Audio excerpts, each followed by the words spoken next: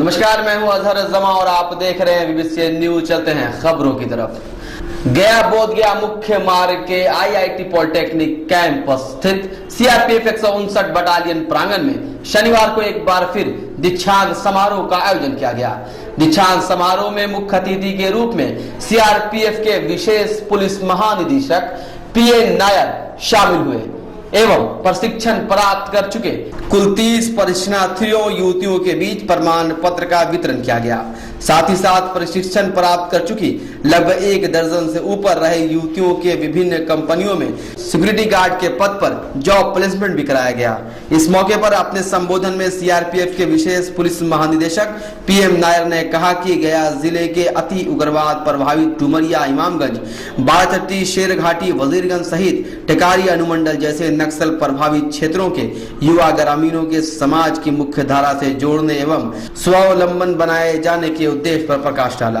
उन्होंने यह भी कहा कि सीआरपीएफ के इस प्रयास को सार्थक करने के उद्देश्य से भारत सरकार द्वारा बीते वर्षों में लगभग 1 करोड़ रुपए उपलब्ध कराया है।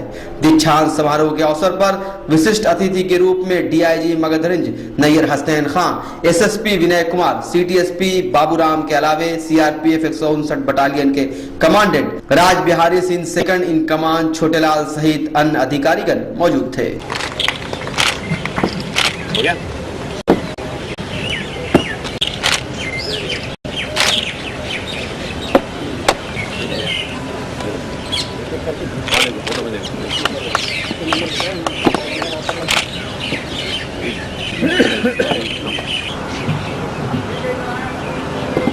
कृति कुमारी, संगीता कुमारी, कृपया तालियों से इनका स्वागत करें।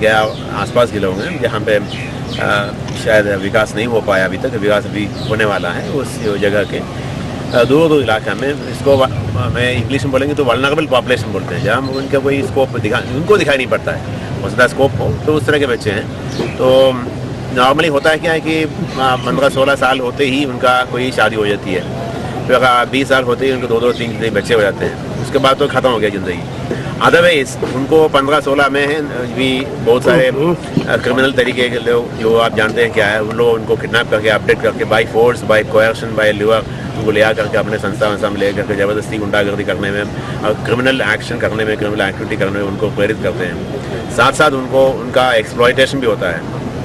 महिला है तो उनका एक्सप्लॉयटेशन कई तरह का होता है, सेक्सुअल एक्सप्लॉयटेशन भी होता है, या शोषण बड़े पैमाने पर।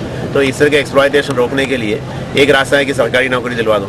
सरकारी नौकरी तो अपनी जगह पर होता ही है, एप्लीकेशन आएगा, उसमें टाइम लगता है। साथ साथ एक स्कीम है कि हम लोग उनको प्राइवेट नौकरी में दिलवा दें। प्राइवेट नौकरी के लिए एनजीओ के मार्फत और लोकल प्रशासन के मार्फत हम लोगों ने एक मार्केट सर्वे कराया, क्या क्या नौकरी मिल सकता है। तो पहले देखा कि सिक्योरिटी गार्ड में सबसे बड़ा डिमांड है, और भी है ड्राइवर्स का और मेसन का, राजमिस्त्री का।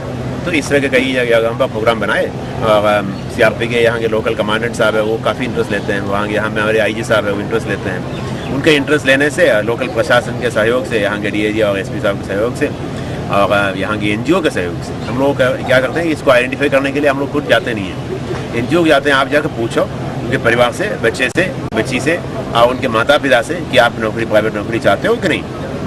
उनके विलिंगनेस लेने के बाद उनको लाते हैं। पिछली बार पासिंग आउट हुआ था, उस वक्त जब पासिंग आउट होने के बाद मेरे पास पहुँच गए करीब 400 बच्चे, 440 बच्चे। बोला कि हमको भी नौकरी दिलवा दो। तो लड़कों का था, उसमें से कुछ लोग लेके अगले बैच होना शुरू करने जा रहे हैं। सबको हम दे नहीं पाएंगे, हम लोग छोटे बैच करते हैं इसलिए कि ट्रेनिंग पक्का होना चाहिए।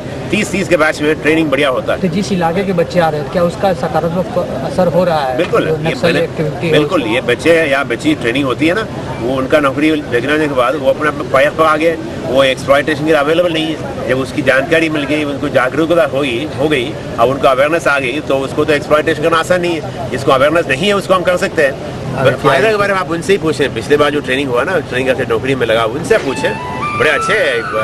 कई जगह जो है लास्ट टाइम ट्रेनिंग हुआ था तो उसमें से 10 बच्चियों का डिमांड हुआ मद्रास में, बड़े कंपनी में। अब मद्रास के लोगों ने पूछा कि हम ले आना चाहते हैं, हमने कहा मेरे से मत पूछिए, आप बच्चियों से पूछिए। किस तरह का जॉब आप बच्चियों से पूछने के बाद बच्चियों को नौकरी मद्रास से मिल गया, अभी मद्रास में काम कर रही है, उनका 6,000 रुपये तनख्वाह, खाने का फ्री, अकोमोडेशन फ्री। हिंदी गए, इससे हम गाँव में भी अच्छा कर सकते हैं, जिसके हम लोग नक्सलीवाद को खत्म करने के लिए हम लोग को ट्रेनिंग दी गई।